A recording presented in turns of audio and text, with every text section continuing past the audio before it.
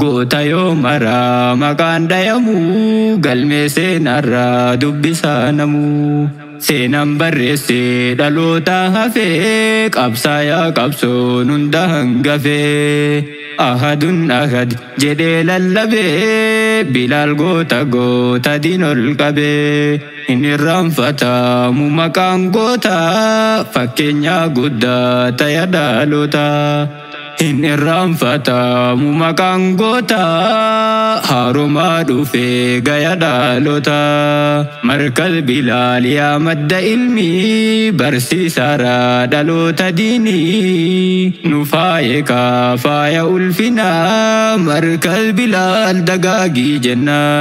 Markaz Bilaal yaa madda ilmii barsiisaadha dhaloota diinii. Nu faaye kaa faaya ulfinaa Markaz Bilaal dagaagii jenna. Bu'aa bayii dhamee qabooddee dhaqqabee har'a guyyaa kana. Markaz Bilaal ifan nu baasuuf nuuf jedhee dhabe booqanna.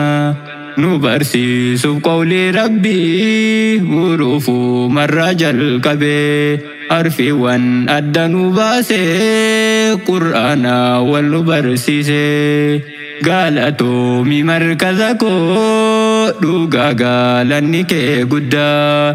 Hundeessaa markaza kana kan nurraa nafne yoo maraa. Kan gufuu karaa buqqisee asfaaltii nu tolchee karaa. Ustaaza keenya qaaliidha barsiisaa barattoota maraa.